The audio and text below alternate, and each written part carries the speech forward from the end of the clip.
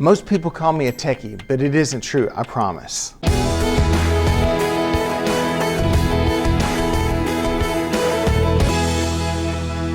I firmly believe that anyone can learn music production. I believe this because I learned it.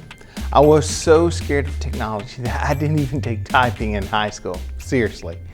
I wouldn't buy a cell phone until my church made me.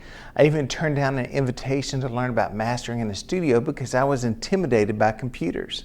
I feared every form of technology. I just wasn't raised around it, not even video games or cable TV. I was and am still myself resisting technology out of fear. See, a real techie, on the other hand, enjoys incorporating technology into their everyday life. As a whole, I'm pretty resistant still. But at a certain point, I just accepted technology was something that was going to be a part of ministry, whether I liked it or not. It meant letting go of some preconceived notions. It meant laying aside pride and putting myself in a learning mindset.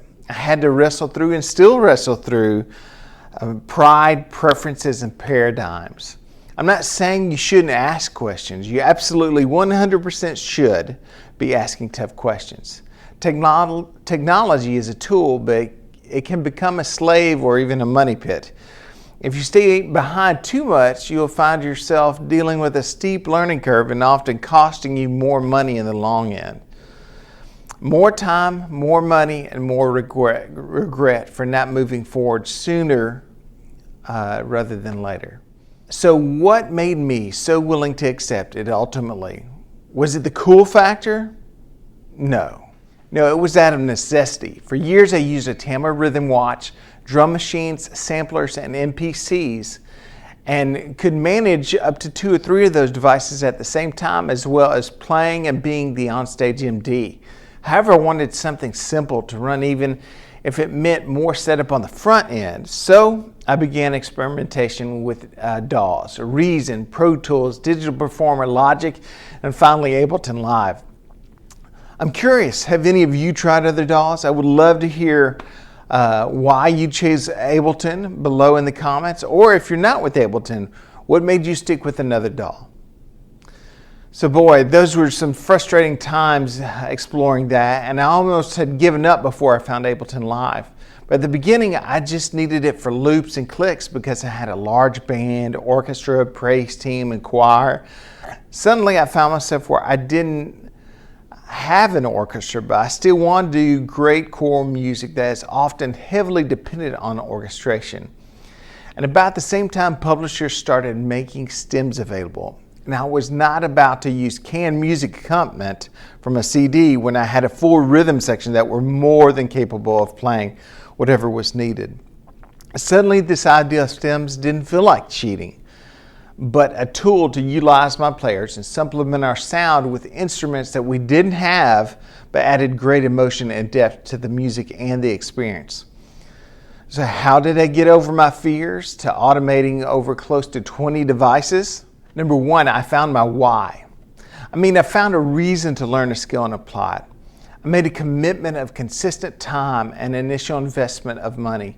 For me, it meant the cost of a Mac, Ableton, and I scheduled time each week to go beyond that week's work and just to explore. I gave myself small deadlines and big ones. This week I'm going to build a click and guide for 2 songs. Next week, 3 songs, and work up every song finally. Now go back and add a loop. Just keep adding skills little by little, building both a library of songs to speed up your process, or my process. For me, my big goal was I started in October, and by December I wanted to run stems for my entire Christmas programs. And I did it. But had I not had those weekly goals, I may have not gotten there. Another thing I did was I celebrated the small successes and shared it with others. I know that sounds horrible, but even if the person has no clue what it is or what the importance of it is, sharing the success builds your confidence. I know this sounds silly, but too often we put tons of pressure on ourselves and never take time to see how far we have come. I gave myself time to learn, gain speed before tackling the next thing. You need to get into a rhythm of what you do now As that speeds up and you find more time available, set new goals. Also reserved all of Thursday afternoon to read, watch videos, and just delve into it. There are other branches to this story, and I'm sure we'll get to those later, but that is my story and advice of getting into DAW-based clicks, guides, stems, and loops. While I have a few friends that use Digital Performer, most everyone I know in the church world using a DAW is using Live, at least to run tracks. Some folks might build stems, clicks, or cues in something else, but trust me, Ableton Live is more than capable of doing all of that. Some people may just be faster or create more comfortably in a DAW that they already have experience with. But as I said, many choose to run it in Live. That's its strong suit. It's built with live performance in mind. So don't be afraid. There are resources out there to help you. Check out our website, gearedforworship.com, for help when it comes to Ableton Live. You don't have to figure it out on your own like I did, but you do have to put in time. When I hear folks say, I know enough to be dangerous, I cringe because I know it's so true. You are in danger of wasting time on stuff when you could be investing in people.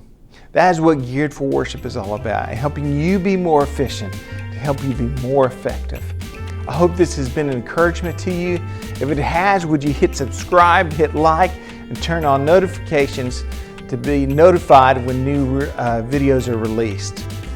And thanks again for watching Geared for Worship, where we're helping worship ministries and worship ministers work more efficiently to be more effective.